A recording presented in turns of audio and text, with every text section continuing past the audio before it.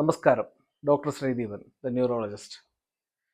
നിങ്ങൾക്കറിയാമോ, എൻ്റെ ക്ലിനിക്കൽ പ്രാക്ടീസിൽ അത്യാവശ്യം നല്ല രീതിയിൽ കാണപ്പെടുന്ന ഒരു രോഗലക്ഷണമാണ് മസിൽ ക്രാംസ് അഥവാ മസിൽ പിടുത്തം. അപ്പം മസിൽ പിടുത്തം സാധാരണയായിട്ട് എൻ്റെ രോഗികളിൽ അവർ പറയുന്നത് എങ്ങനെയാണെന്ന് വെച്ചാൽ രാത്രികളിലാണ് കൂടുതലായിട്ട് ഉണ്ടാകുന്നത്.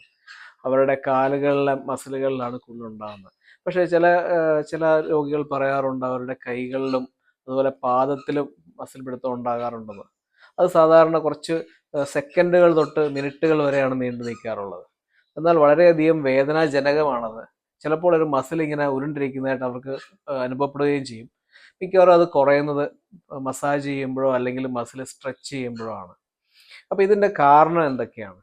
കാരണം പ്രധാനപ്പെട്ട കാരണം എന്ന് വെച്ചാൽ ഒന്ന് പ്രായം കൂടുമ്പോൾ ചിലപ്പം മസിൽ ക്രാംസ് വരാനുള്ള സാധ്യതയുണ്ട്.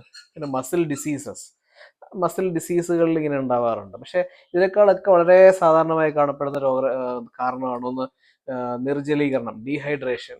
പിന്നെയുള്ളത് ലവണങ്ങളുടെ വേരിയേഷൻ, അതായത് ഇപ്പോൾ sugar, sodium, potassium, magnesium, calcium എന്നിവയുടെയൊക്കെ കുറവ് മൂലവും മസിൽ പിടുത്തം ഉണ്ടാകാറുണ്ട്.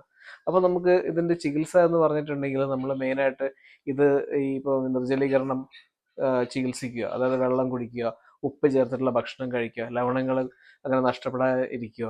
പിന്നെയുള്ളത് ചില കേസുകളിൽ നമുക്ക് മരുന്നുകളുടെ ആവശ്യവും വരാറുണ്ട്. ചില മരുന്നുകളിലാണ് ഇപ്പോൾ വൈറ്റമിൻ ഇ, പിന്നെ എൽ കാർണിറ്റിൻ, പിന്നെ വെരപ്പമിൽ തുടങ്ങിയ ചില മരുന്നുകളൊക്കെ നമ്മൾ ഉപയോഗിക്കാറുണ്ട്.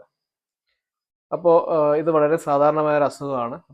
എന്നാൽ ഇത് സീരിയസ് ആയിട്ട് ഉണ്ടാകുന്നത് എപ്പോഴാന്ന് വെച്ചിട്ടുണ്ടെങ്കിൽ ഇപ്പം വയറിലുണ്ടാവുക, അല്ലെങ്കിൽ ശരീരത്തിൻ്റെ മറ്റു ഭാഗങ്ങളിൽ, ഉദാഹരണം നെഞ്ചിൻ്റെ ഭാഗത്തുണ്ടാവുക, ഇതിൻ്റെ കൂടെ ഇങ്ങനെ മസിൽ തുടിക്കുന്ന പോലെ അനുഭവം ഉണ്ടാവുക, ഇങ്ങനെയൊക്കെ ഉണ്ടെങ്കിൽ അത് കുറച്ചുകൂടെ സീരിയസ് ആയിട്ടുള്ള അസുഖമാണ്, നമ്മൾ കൺസിഡർ ചെയ്യേണ്ടി വരും.